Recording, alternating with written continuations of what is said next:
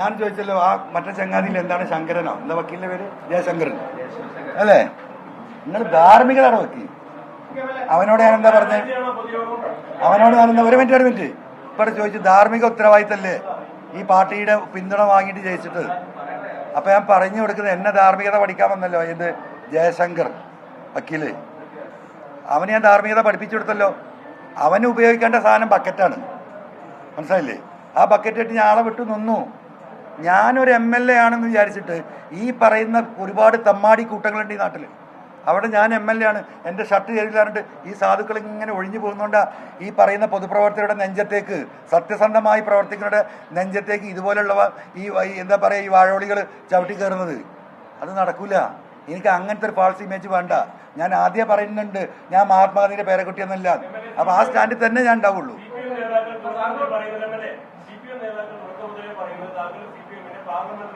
Party അംഗമാണ്.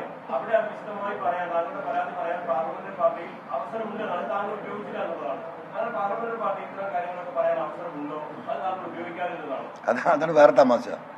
സാധാരണ parliamentary party നിയമസഭാ സമ്മേളനം കൂടുമ്പം ചിലപ്പോൾ തലേ ദിവസം, മിക്കപ്പോഴും ഫസ്റ്റ് ഡേ ആഫ്റ്റർനൂൺ ആയിരിക്കും. കാരണം എല്ലാ MLA മാരും വന്ന് ഇപ്പോൾ 2 മണി, ഫസ്റ്റ് ഡേ ഒക്കെ 2 മണി 3 മണിക്ക് അസംബ്ലി കഴിയും.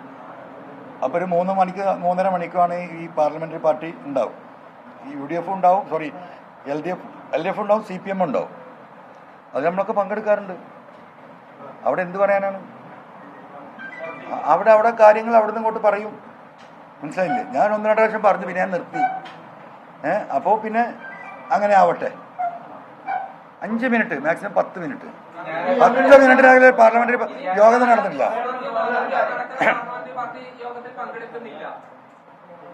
ആര്? ഞാനോ? ഞാൻ പങ്കെടുക്കില്ല. ഞാൻ അതിനെ പങ്കെടുക്കുന്നത്? ഞാൻ പങ്കെടുക്കില്ല.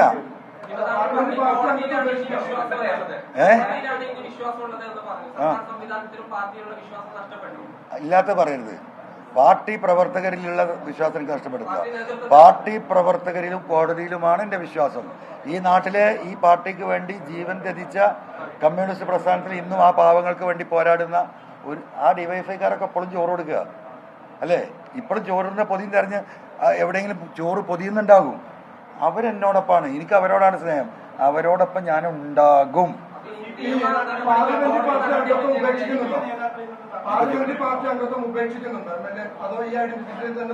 ഞാൻ കിട്ടിയതൊന്നും വിടൂല.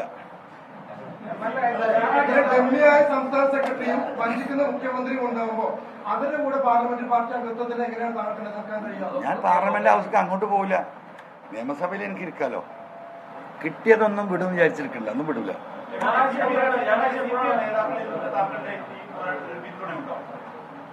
പൊന്നാര മനുഷ്യ എത്ര ടൈം പറഞ്ഞ എല്ലാവരും പിന്തുണ. നിങ്ങളെന്നെ പിന്തുണക്കുണ്ടോ ഈ വിഷയത്തിൽ? ഒരു മിനിറ്റ്, ഇതൊക്കെ നിങ്ങൾ കേട്ടല്ലോ. എന്താ പേര്? വിപിൻ എന്നെ പിന്തുണക്കുണ്ടോ ഈ വിഷയത്തിൽ? അല്ലല്ല, ഉണ്ടോ? പരിശോധിക്കല്ലേ. ഇതാണ് നമ്മളെ കേരളക്കാരുടെ പ്രശ്നം. സ്വന്തം അഭിപ്രായം പറയാൻ ധൈര്യമില്ല. അല്ല, നിങ്ങൾ അവർക്ക് അഭിപ്രായം ഇല്ല എന്ന് പറയുമ്പോൾ ഒരു പത്രക്കാരനായ നിങ്ങളോട് ഇത്രയും വിഷയങ്ങൾ ഞാൻ ചോദിച്ചിട്ട് പൊന്നു സഹോദര, CPM പറഞ്ഞ പോലെ തന്നെ പലതും ആരോപണമാണ്. ഗൗരവമായി പറഞ്ഞാൽ പല കാര്യങ്ങളും ഗൗരവമുള്ളതാവില്ല എന്നുള്ളതാണ്. Today no more question from you. നമുക്ക് അവസാനിപ്പിക്കാം. പൊതുയോഗം, പബ്ലിക് മീറ്റിംഗ് ഞായറോ തിങ്കളോ. അതെ,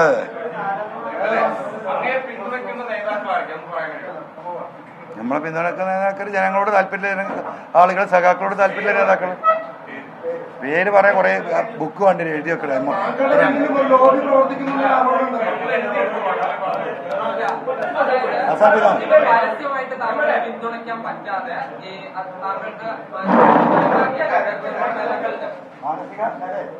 മാനസിക പിന്തുണ നൽകുന്ന അല്ലെങ്കിൽ താങ്കളുടെ രഹസ്യമായി പിന്തുണയ്ക്കുന്ന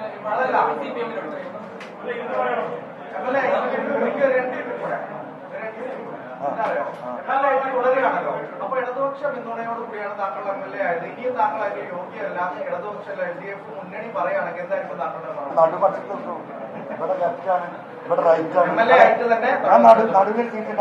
പക്ഷെ അവരുടെ പിന്തുണയോടെ കൂടിയല്ലേ MLA ആയത്? അതൊന്നും വേണ്ട. അവിടെ നടുവിൽ സെൻട്രൽ സീറ്റായി ഞാൻ സ്പീക്കറോട് പറയുന്നത് അടുത്ത സീറ്റ് തരുന്നു. അങ്ങോട്ടുമില്ല ഇങ്ങോട്ടുമില്ല.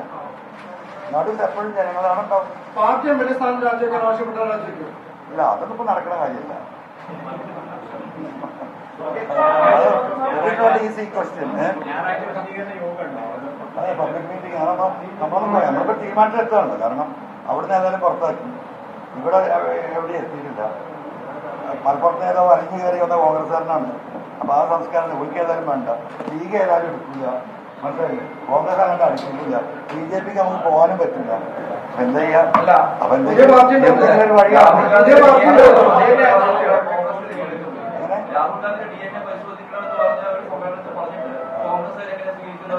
അല്ല, രാഹുൽ ഗാന്ധിയുടെ അന്നും ഞാൻ പറഞ്ഞതാണ്, അത് വക്രീകരിച്ചതാണ്.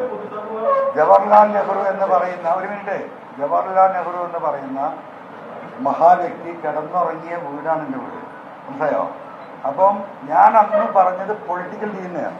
അതിന് ആ ബയോളജിക്കൽ DNA എന്ന് പറഞ്ഞുകൊണ്ട് കുറച്ച് വോട്ട് പിടിക്കാൻ കോൺഗ്രസ്സുകാർ നടത്തിയ ഒരു എന്താ ശ്രമമാണ്. ഞാൻ പിറ്റേ ദിവസം തന്നെ അത് ക്ലിയർ ചെയ്തു. കാരണം ബഹുമാനപ്പെട്ട മുഖ്യമന്ത്രിയെ എന്തുകൊണ്ട് അറസ്റ്റ് ചെയ്തില്ല, ചെയ്യുന്നില്ല ED എന്നാണ് ബഹുമാനപ്പെട്ട രാഹുൽ ഗാന്ധി അന്ന് പറഞ്ഞത്. അപ്പം ഇവിടെ അന്ന് ഇന്ത്യ മുന്നണി BJPക്കെതിരെ നടത്തുന്ന ഏറ്റവും വലിയ പ്രചരണം ഇവിടുത്തെ പ്രതിപക്ഷ കക്ഷി നേതാക്കളെയും മുഖ്യമന്ത്രിമാരെയും അനാവശ്യമായി DD അറസ്റ്റ് ചെയ്യുന്നു. അത് നമ്മുടെ ഇലക്ഷനിലെ ഏറ്റവും വലിയൊരു പ്രചരണായുധമായിരുന്നു.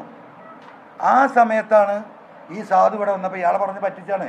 അപ്പോൾ ഈ പറഞ്ഞത് എനിക്കെന്തല്ലാതെ ഞാൻ പലതും പറയുന്നുണ്ടല്ലോ, എന്നിട്ട് ഞാൻ നിങ്ങളോട് ക്ലിയർ ചെയ്യുക. അപ്പോൾ സ്റ്റേജിൽ കയറുമ്പോൾ ഇവിടെ 4 വോട്ട് കിട്ടണം. ആ കൂട്ടത്തിലോ ചെവി പറഞ്ഞു കൊടുത്താണ്.